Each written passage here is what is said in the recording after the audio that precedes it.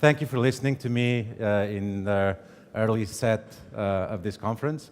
It's a great pleasure to be here and share some of the insights we have at SurveyMonkey about big data. And big data is a key, it's a buzzword, everyone talks about it, it's very exciting nowadays. But big data has two components to information. There's implicit data, it's the most well-known piece of big data. It's the bits and bytes, the trails you leave in the internet, the pieces of information that your behaviors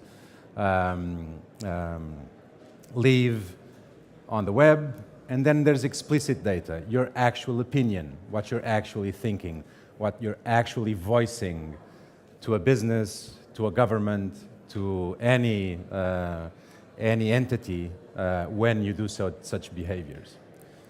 So when you think of implicit data, there's a lot of opportunity, but there are a lot of challenges as well in this business.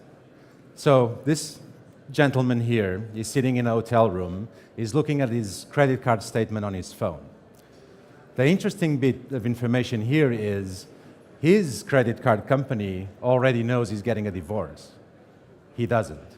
And why does the credit card company knows he's getting a divorce? Well, he's spending money in teeth whitening, he's spending money on hotel rooms in his own hometown, and he just purchased a new gym membership. Those are key indicators that you're eventually on the path for divorce. But it's not the only one. Also, switching beer brands, it's a great key indicator of a divorce. So if your partner just changed beer brands, beware. But the reality is that every business, every organization is looking at predictive analytics or big data as a key piece of understanding their business and understanding how to bring value to their membership, to their members, to their constituents. So in every business, from government to retail to telcos to internet companies, everyone is looking for jobs and everyone is looking for professionals in this area that can look at all of those teras and teras of information and bring insights. But this can go terribly wrong. And so I'm going to give you an example of how things go wrong on the world of predictive analytics. So Target, very large chain, retail chain in the US, has built a number of algorithms to predict buyer behavior. And one of the algorithms they built was the pregnancy prediction score. And the pregnancy prediction score gleans on the information of all the purchases you do at a Target store and will look for telltales of a pregnancy so that they can send you at the different stages of pregnancy and then early motherhood. They will send you targeted leaflets, targeted emails with products that are relevant for each stage of the pregnancy. So in the very early stage of a pregnancy, Target identified that women will start, buying unscented lotions. While, before they would buy scented lotions, they will start buying unscented lotions. Later on, between the end of the first trimester, beginning of the second trimester, they will start buying supplements, magnesium, zinc, folic acid, and so on, that they will never buy unless they're pregnant. And later on, at the very end of the pregnancy, they will start buying other types of products, unscented, like towels, cleaning, hygiene products that are unscented, and so on. So Target starts sending all of those brochures, emails, and so on to the customers. So when this can go terribly wrong is in the case of a store in Missouri, the manager of the store received a very angry call from a father saying that, you're sending leaflets with baby cots and diapers and so on to my daughter, you know, this is outrageous. What the hell are you doing? What the hell are you thinking? The store manager had to apologize profusely, really, really asking for forgiveness. But the reality was that 2 or 3 days after, the same father called the store apologizing because apparently there were some activities at his house that he was not aware of, and his daughter was actually pregnant. Okay, so this is where things about, you know, using or relying on implicit data can be far from the best experiences. So a great book that I recommend that dwells, or it's great to explain or understand the challenges around big data and the use of implicit and explicit data, is a book from the 70s by Albert Hirschman, which talks about loyalty, and talks about the way that members of a community or members of, you know, any membership organization voice their discontent when they're not receiving value back from the organization they're members of. So, and there are two alternatives that people normally voice their discontent. They either exit or they voice the discontent. The book talks a lot about nations and how citizens of a nation voice their loyalty or lack thereof, or their dissatisfaction with their country. And this is a very good example of making the difference between exit and voice. Normally, exit will mean that you will emigrate from your country, so you just leave. You leave the organization that is not providing you value, or you become a political activist and you voice your discontent, you voice your difference of opinion.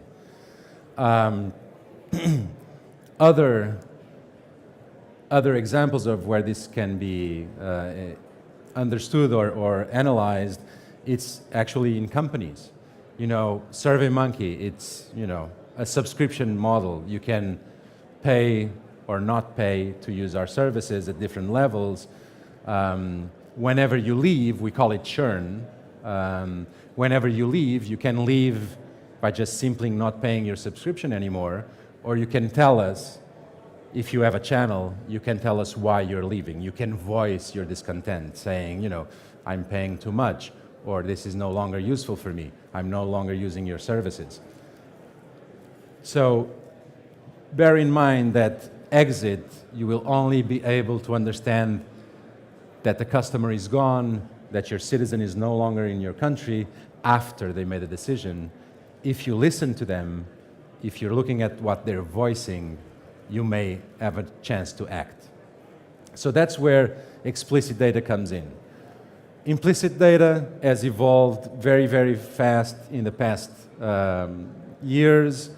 Explicit data, SurveyMonkey has been working on this, but it's been, for a long time, a bigger challenge to do explicit data at scale. It was very easy to do implicit data at scale once everybody was online. You know, you're just basically registering with cookies whatever people are doing.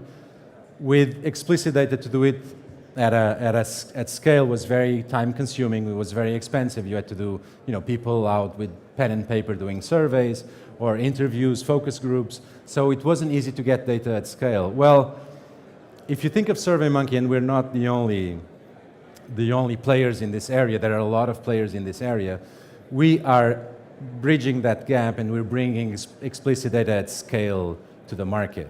You know, online surveys, polls on Twitter, polls on Facebook, all that, it's ways of gathering opinion of your constituents at a very, very large scale. And when I mean scale, I'm going to give you some examples of numbers of what scale means.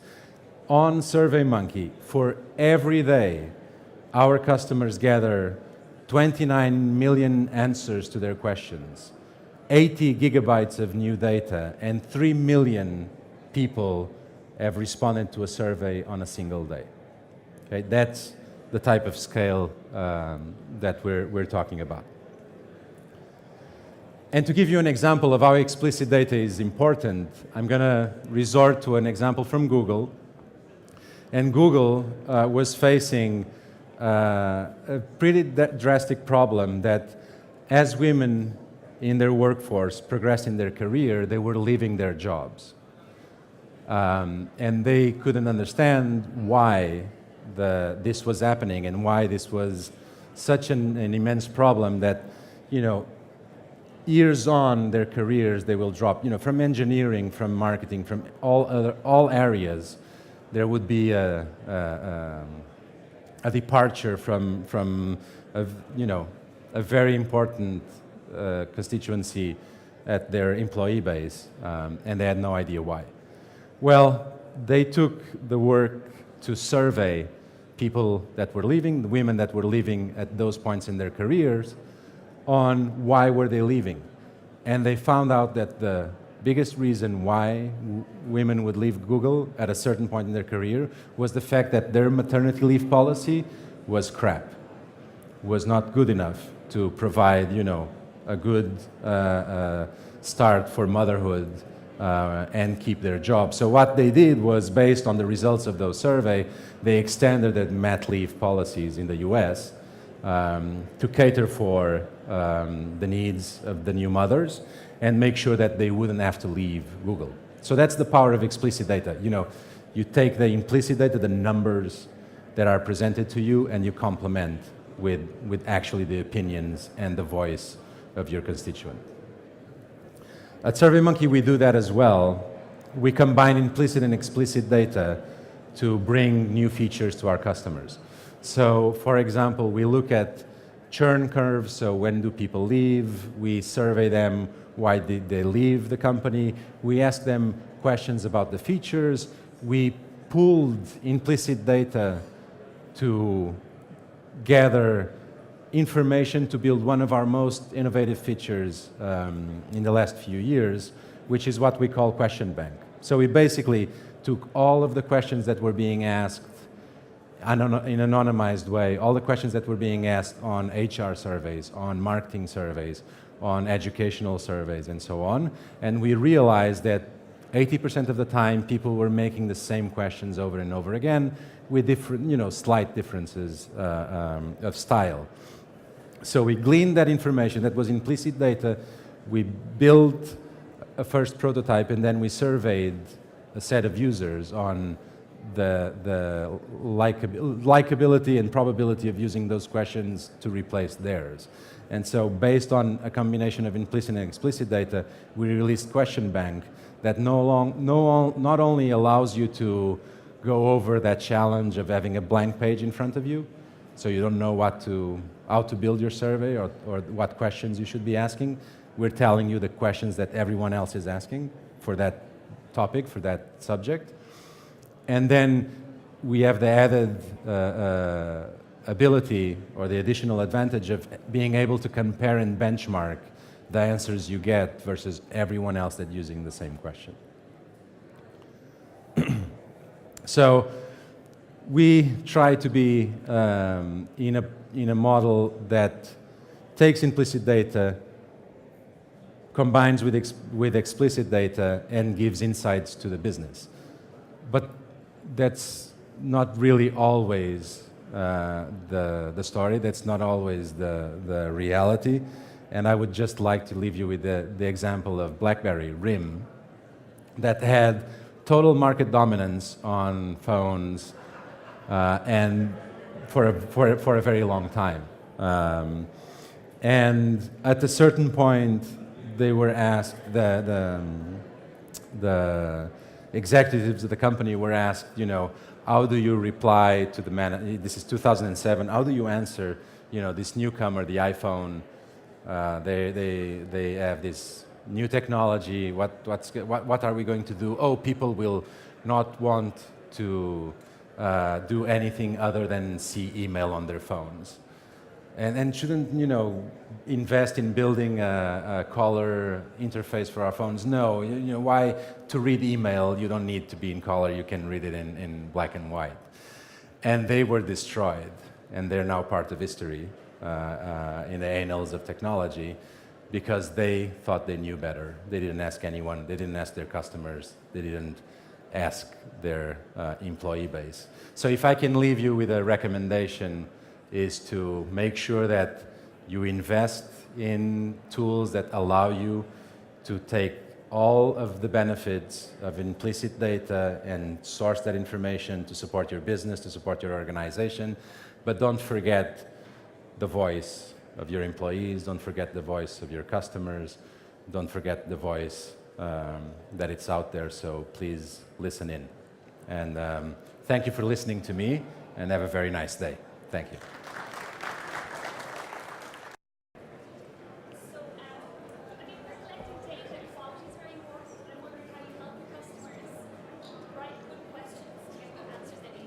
Okay, so the question was, how do we help our customers make sure that they're writing the right questions, that they're doing quality assurance on the surveys. So there's two ways we do that. One is the question bank, which it's like branded, certified SurveyMonkey questions. If you use those questions, they were approved by our methodology team or by partners that helped us design, the explicit piece of the question, of the survey template. So in education, we collaborated with Stanford. On HR, we collaborated with the Society of Human Resources Management in the US. So we did that on building the templates. And then on the projects themselves, we offer on what we call SurveyMonkey Audience, we offer support from project coordinators that make sure that you have the right sample, that you have the right segments of the sample that you need to survey for your goal. So it's a combination, but the majority of those 3 million responses will not be controlled at that level. It will be whatever you want. I mean, the vast majority of those users use us for free. They just sign up, do their surveys, how to name the cat, where to have the summer barbecue, all the way to 360 reviews of employees. So I hope that answers your question. Thank you. Okay, great. Oh yeah, Jochen, do you have a question? Thanks. Yeah. Hi, Luis. I'm Jochen from Avira. Sorry. So my question is, my market researchers say that in 5 years from now on, surveys are dead. They're out of date because we're just going for big data, stuff like that. So that might be true or not, but what are your plans in order, for example, to collect telemetry data along with the questionnaires that, for example, you're providing? Yeah, that's an awesome question. That's no doubt a worry on our minds. It's not only them saying that surveys will be dead. I don't think they will. There's always the need to actually ask people why they're doing something. And I hope that we don't ever get to the point where we don't ask people what they think. That would be a horrible society to live in. But we are definitely making sure we are making investments that will complement what we think will be the future. And the last acquisition we made was of a company called Renzu, that we have rebranded SurveyMonkey Intelligence, that their whole concept or their whole idea is of collecting implicit data of the use of your apps on your phone. So now, combined with a survey that you launch to your constituents, you can tap into SurveyMonkey Intelligence and know, the usage that they do of your app versus other apps, how many time they spend on Facebook, how many time they spend on Tinder, that type of information. So we're definitely aware of that trend, but we're very bullish that surveys will not be that in 5 years. Thank you. Thanks, that's a great question. Will he still have a job? We have time for one more question if anyone else wants to put him on the spot. No? Okay, well, thanks very much, Luis. Thanks for coming. Thank you very much. Really enjoyed it.